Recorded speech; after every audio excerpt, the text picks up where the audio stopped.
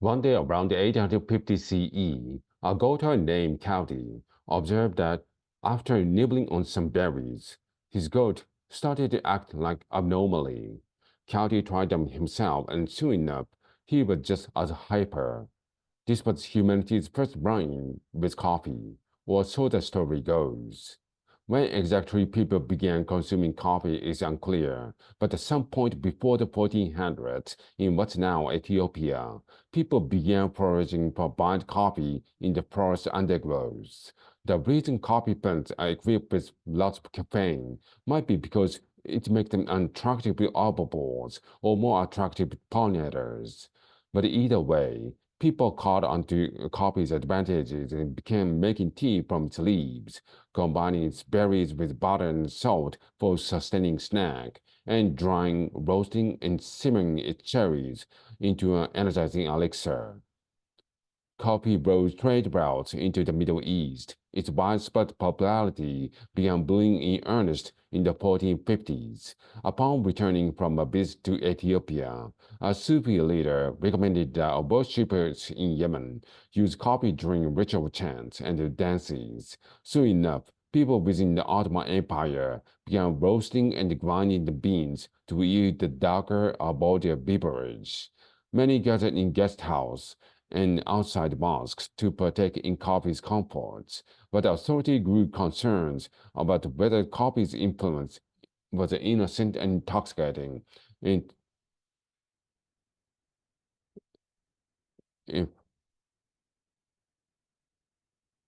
but the authority grew concerned about whether coffee's influence was innocent and intoxicating, and if Muslims should be allowed to drink it.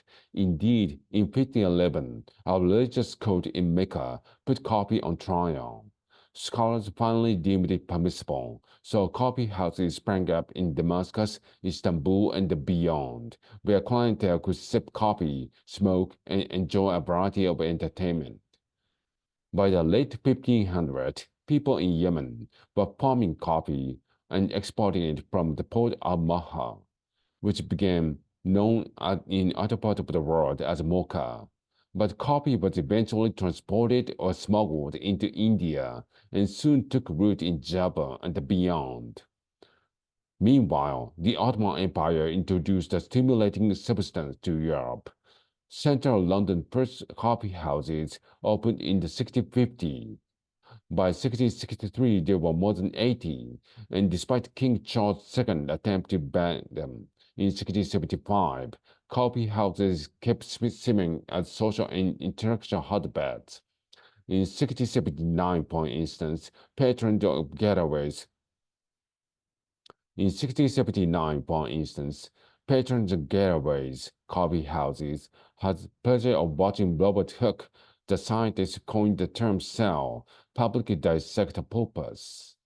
In France, people began mixing coffee with milk and sugar, and throughout the 1700s, Paris's coffee houses hosted enlightenment figures like Diderot and Voltaire, who allegedly drank 50 cups of coffee a day.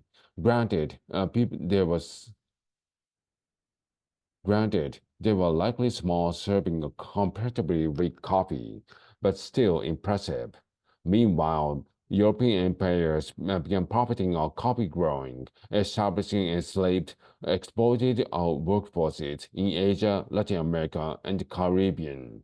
As cultivation boomed in Latin America, fueled by slavery, growers displaced indigenous populations and burned forests to establish ever-expanding plantations.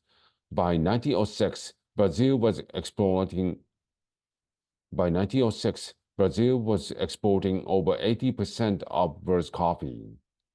That same year, the Milan World's Fair showcased the first commercial espresso machine.